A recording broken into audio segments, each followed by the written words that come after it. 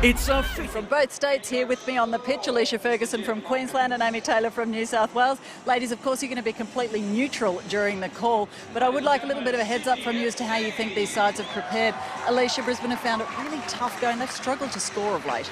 Well, they may have struggled to score, but it only takes one goal to win a final. And after a tough game against Canberra last week, I think they'll have the confidence that they can grind out a result. But the key is they need to keep Sydney playing in front of them and then break on the counter-attack. Sure, well, in contrast. And how about Brisbane, Alicia? They've got a formidable strike force of their own when on target and a real strength of their speed on the counter. That's right, Steph. An unchanged formation, the 4-3-3. There is a question mark over Alicia Knight. She's been struggling with a bacterial infection in her knee. So if she isn't able to take part, Carla Reuter will come in. But again, they've got that speed of Lisa Devanna and Kenya Cordner off the bench. Alicia Ferguson, that aside, the Australian team slightly reshaped with injury today. What's that going to mean?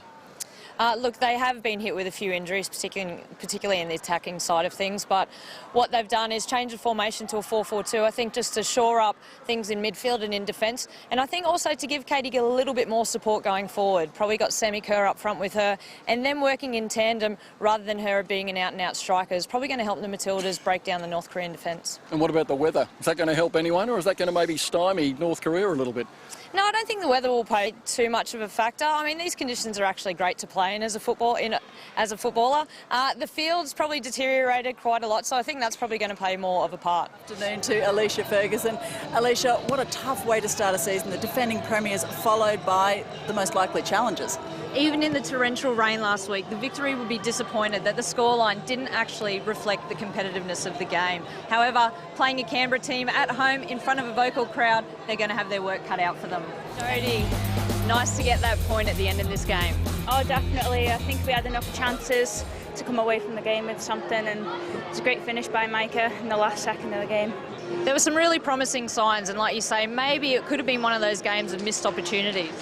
Yeah, definitely. I mean, we had enough chances to win the game, to be honest. I think we had the better opportunities. But, I mean, we were lucky to get a goal right at the end, but I think it was much deserved. And what will the team be taking into the game next week against Adelaide away? I think just starting with the intensity from the beginning. I think we were a little slow to start. Well, it was a surprising end to that match, Alicia, but you'd have to say both teams deserved a point, really. I think both teams really did deserve a point today, and it was a game of missed opportunities for both Canberra and Melbourne, but, you know, it's never nice to give away 2 points, and Canberra, I think, will be disappointed with that finish, but again, Melbourne will be elated to pick up a point here. Melissa Barbieri, congratulations. First Asian Cup win. Oh my God, it's amazing. I've got to pinch myself, really. And talk us through the game. 120 minutes of football in tough conditions. Oh, I'm so proud of my team. It was a great game against DPR Korea. They fought to the end, but I'm really proud of my girls. They stuck in. They even had a couple of chances at the And just tell us, what did Tommy say when he gets everyone together before a penalty shootout? Well, he told me to kick first if I won the toss and save a few, maybe. What about the preparation leading up to the World Cup next year? Well, I said to the girls, it might be the end of a tournament, but it's the first game of our journey to Germany and then onwards to London when we make concerns, as you mentioned, Alicia Knight in the frame there, probably Brisbane Roar's best player all year. She was in doubt until just a few moments ago. Yeah, good to see Alicia Knight actually in the lineup there. She's a very tough character, and it's got to take a lot more than a sore knee to keep her out of a grand final. But, you know, these are the moments that as a young footballer, you dream about playing in a grand final. Again, we see just Lana Hug drifting out here. Possibility, geez, there wasn't much in that call at all. Lana Hug, lovely ball to pick out Tamika Butt in between the two Sydney FC defenders, and she made no mistake there. And for a small player and not known for her ability in the air, she finished that with precision. I think that's Sabet Uzenlar's just gone down in back play there. It looked a little bit innocuous of a challenge between her and Amy Chapman. Sabet Uzenlar just striding out of back there. Well, yeah, maybe just caught her on top of the knee, maybe a slight cork. I think that was Kellen Knight, actually. Sorry, not Amy Chapman. We'll just talk about that game last week, Wilco, and even last year's grand final.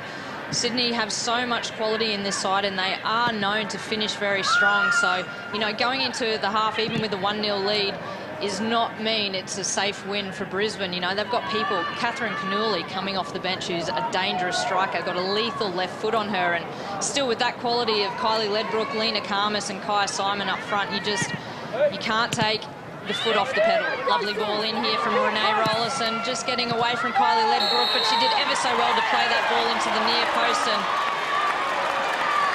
Lena Karmas just disappointed to give away that free kick against Casey Dumont there. You could see what Ivy Lewick was trying to do there. The Sydney defence were playing very high, and with the pace of Lisa Devanna up front, I think that's something that the Roar will try and increase and bring into their game in this second half. If Sydney are going to push up very high, that leaves a lot of space to drop those balls in behind and use Lisa Devanna's pace to get onto them. And Brisbane Roar not able to clear their lines there, and what a wonderful strike from Kylie Ledbrook.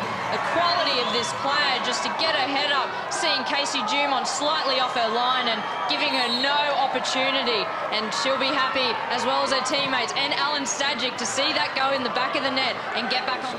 Yeah, Lydia Vandenberg's been a great addition to this Sydney FC team, and again just patrolling up and down that left-hand side, and that's really the type of player that these fullbacks need to be in the modern game, the modern women's game. They're not just defenders, they add so much to the attacking side of the team. And just it down, Devanna with a real chance, Devanna scores! That is the goal that takes Brisbane into the lead in the grand final! And Lisa Devanna has been threatening this moment for weeks, and now it arrives! And she leaps into the crowd to celebrate! Pat Cash! I think she's going up to her sister Sonia there to give her a big hug. Sonia's travelled up from Melbourne to watch Lisa Devanna play in this grand final, and she'll earn herself a yellow card for that celebration. But in a grand final, when you possibly score the winning goal, then I think you'd be quite happy to earn it. But hopefully she hasn't used it up too much energy running up those stairs to her sister Sonia.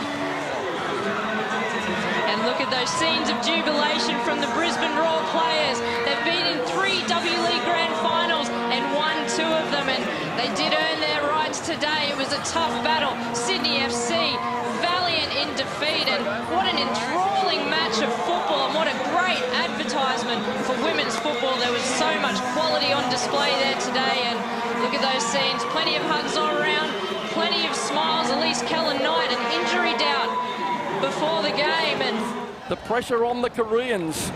Again, you see this a lot in international football. A lot of players actually do choose to play the ball straight down the middle in a penalty, because it's very rare for a goalkeeper not to choose one way or the other. It's such a difficult task trying to guess which way the player's going to hit it. If you allow these players to actually get the ball down, get their head up and have a look, that's when they're going to be dangerous, and that's when they can cut you apart. It was a good ball in by the DPR Korea player. You know, had plenty of pace on it. It was quite flat, and that's where the Matildas have seemed a little bit susceptible at set pieces and haven't really been punished in this tournament.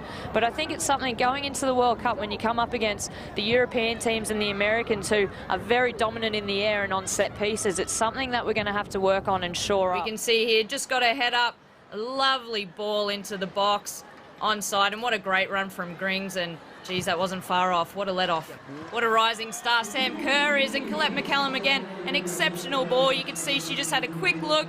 Sam Kerr making a fantastic run in between the 2 defenders and just having the composure to help the ball over the goalkeeper's head. What a great finish. The Americans have this uncanny ability, and the type of game that they play is high pressure, high intensity, really getting in the face of the opponents, and that can put anyone off their game on any given day. Really get close to these German players, put them under pressure, try and win the ball back, and then break quickly, because the German defence can get exposed with gaps in behind them, as we saw with Sam Kerr, and also in their wide areas with their fullbacks pushing forward. Anya Mittag on the bench before, just on screen, and she's another player with 66 caps to her name and 10 goals, so another great attacking force, and the array of players that this German coach Sylvia Need we see on screen has at her disposal.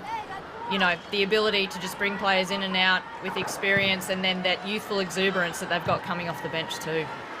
A good game for the Matildas to come over to Germany after a long travel and get a decent result, I think they'd have to say. This German team, as you say, the experience of winning 2 World Cups, and they're a quality outfit, but a great game all the same.